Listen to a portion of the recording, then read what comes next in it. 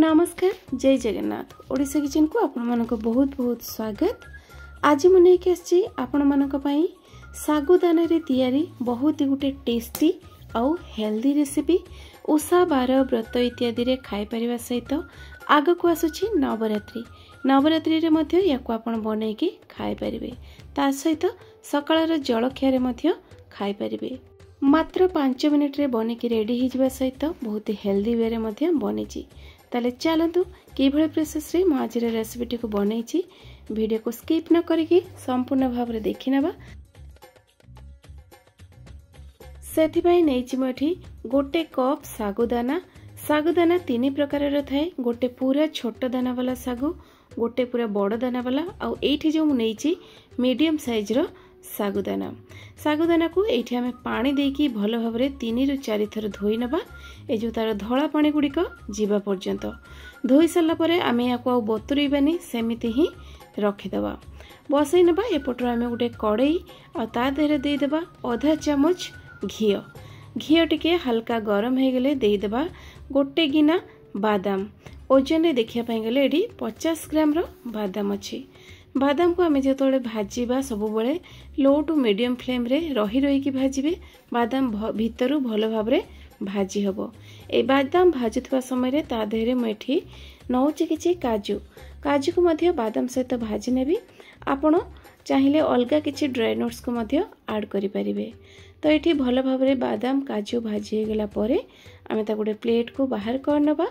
आ से सेम कड़ाई रे दे देबा आमे गोटे गिना नैछि मु मखाना को मध्य मुठी पूरा स्लो फ्लेम रे 2 रे 3 मिनिट पर्यंत रही की भाजी नेबी हल्का टिके क्रिस्पी हैला पर्यंत।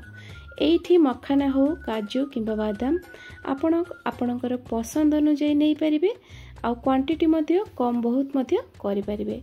देखंतु एडी बहुत बढ़िया भाव रे मखानाटा भाजी हे गलानी। या भितरु जोंटा आपनको पसंद नुहे ताको स्किप मध्य करि पारिबे। तो ए सब को एठी भाजी नै सला परे आमे याको मध्य गोटे प्लेट को बाहर कर दबा। तो सब गुडी को बाहर कर सला परे सेही कड़ाई रे नै जिबा आउ गोटे चामच घियो। आजिर रेसिपीटी को जेहेतु आमे बिना प्याज रसुन रे बनाउचे आ घियो दे के बनैबे बहुत बढ़िया टेस्ट आसीबो। गोटे चामच कंचा जीरा दे देबा। जीरा टिके अधिका नेबे आ जीरा फुटी गला परे दो चिमटी गोटे बड़ साइज रो आलू ताकू मु छोट छोट करके एमती काटे नेथिले। जेहेतु आलू टिके सिझिबा पई समय लागे सेति पई हम फास्ट रो ऐड कर देबा। दे देबा किछेटी भृसुंगा पत्र बहुत बढ़िया वासना आसीबो आ टेस्ट मध्य भलो आसीबो। किछि कटा कंचा लंका मध्य दे देबा। आउ एठी मु नेछि गोटे इंच रो ओदा को मुझे ग्रेट करके नौची। आपण चाहे छोट छोट पीसेस रे ताकू काटी पारिबे नहले ओदा को छेचिकी मध्य नहीं पारिबे। बिना प्याज रसुन जेहेतु ओदा देबे बहुत बढ़िया टेस्ट आसीबो। तो ए सब को ग्रेट कर साला परे टिके चलै नेबी बा भाजी नेबी। लो टू मीडियम फ्लेम रे आमे रखिबा गैस को आ आलू को सिझिबा पई।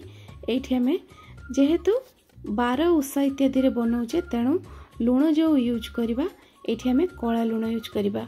आपण चाहिले धला लूण के मध्य नहीं पारिबे। तो लूण मिसई दी साला परे घोड़णी लगेई देबा आ 2 रु 3 मिनिट पे छाड़ी देबा आलूटा टिके सिझी जिबा पई। एठी पूरा पूरी 3 मिनिट परे म आपन को देखौची ओदा भृसुंगा पत्र इत्यादि भलो भाव रे भाजी जिबा सहित आलू मध्य अधा अधी सिझी गलानी। भेजेई की रखिथिबा सागुदाना को मध्य आमे एठी देई देबा आ आलू सहित देकी 2 रु 3 मिनिट पाखापाखि आमे टिके भाजी नबा याको। जहा फल रे कोन हबो भलो भाव रे भाजी जिवो आउ भाजीबा फल रे कोन हबो ना परस्पर लागि की रहिबनी गोटा गोटा हे की रहिबो। जो कप रे आमे मापी की नैथिले गोटे कप सागु से सेम कप रे मापी की नउची मेठी 4 कप पानी आउ सागुर भाग माप ठीक रखिबे। आपनकर खिचड़ी रो टेक्सचरटा पूरा परफेक्ट बनिबो। तो ये सब को आमे मिसई नहीं सारा परे काटिकी मुझे नहीं गोटे बड़ साइज रो लाल टमाटो ताको दे देबी आ घोड़णी लगे कि 2-3 मिनिट पई फुटिबा पई छाड़बी। 2-3 मिनिट परे देखंतु बहुत बढ़िया भाव में आमर खिचड़ीटा फुटुची। ए स्टेज रे आमे जो ड्राई नट्स को सब भाजी की रखी थिले से सब को दे देबा।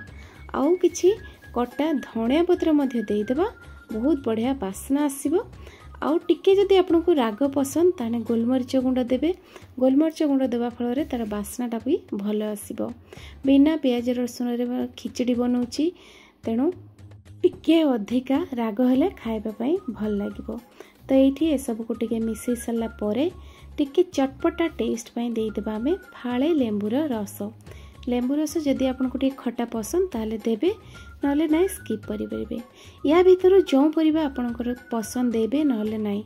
एठी देखंतु किछि समय 2-3 मिनिट फुटिगला परे मु देखाउची पूरा परफेक्ट टेक्सचर बनिकी रेडी हो जाइछि हम सागुदाना खिचड़ी रो। तो यही भलिया आपण आग को आछि नवरात्रि रे बनातु, निजे खातु, परिवार समस्त को खुआतु।